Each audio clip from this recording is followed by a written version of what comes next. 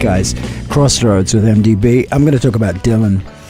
You know, Bob Dylan is just the most extraordinary man and artist and American. You know, what a life. I mean, what an amazing life. Elvis-level fame, but also William Shakespeare. I mean, it's just an incredible story, and it's almost so challenging to really give it justice, to really do it justice. And by it, I mean Bob Dylan. Bob Dylan is a force of nature. Bob Dylan is a season. Winter, spring, summer, fall, and Bob Dylan.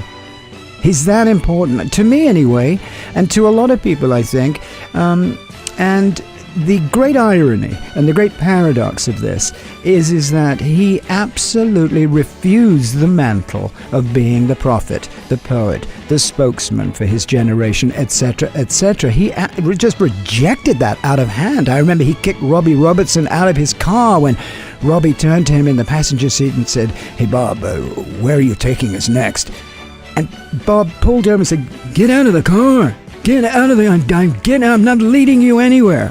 Okay, so that's really important to kick this Crossroads off. Bob Dylan and the band. What I'm going to discuss specifically, because you have to be specific with Dylan because there's so many incarnations there. I mean, he's almost like Bowie in terms of, changing. Certainly he didn't wear eyeliner, although he did wear makeup, didn't he, on the Rolling Thunder tour, which...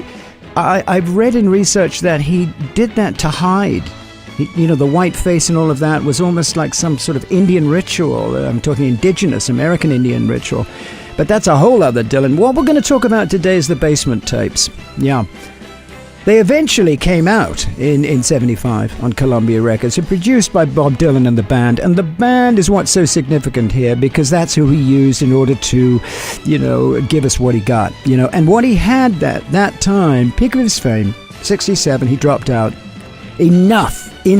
I mean, you can tell from Don't Look Back, that wonderful documentary. It was just too much, man. It was just too much for him to go through, and he wanted to go through a new form of music and revisit a new form of music, and Blonde on Blonde and all those huge.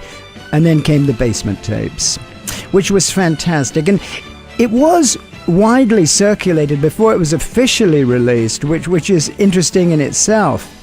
So here we go. By July of 66, Bob Dylan was at the peak of both creative and commercial success. Highway 61 Revisited had reached number 3 on the US charts in November of 65. The recently released double LP Blonde on Blonde was widely acclaimed.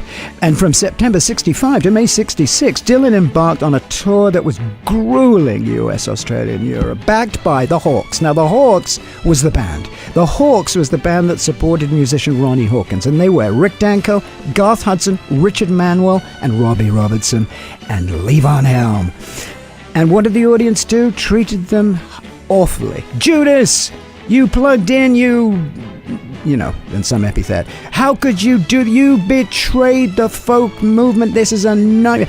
And so he had to deal with all of that. So, not cool. In 66, he's back in Woodstock. He's living in Woodstock with his family, and he has an accident. That's right. He cracks his vertebrae, he's got a concussion, and all the concerts were cancelled. And there was the infamous mythological motorcycle accident.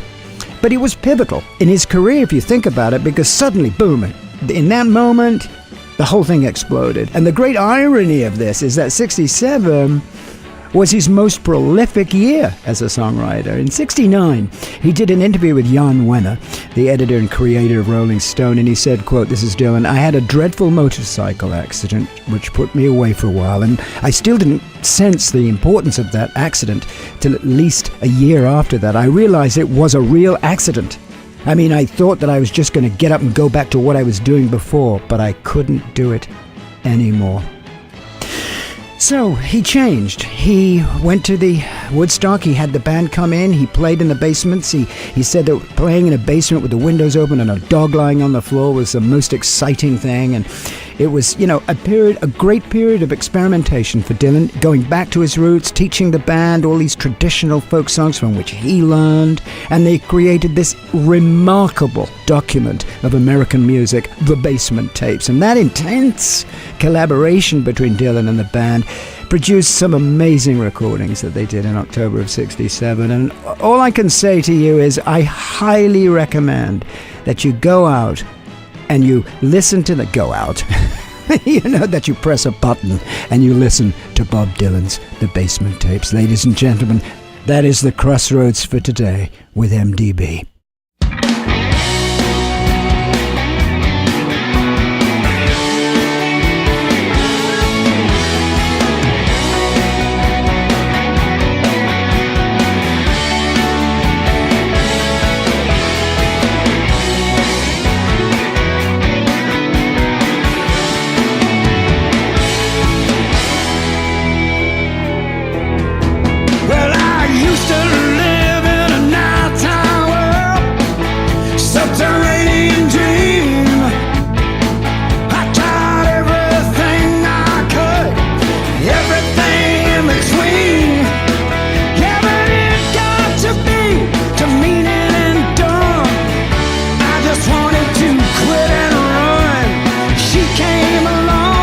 Sun came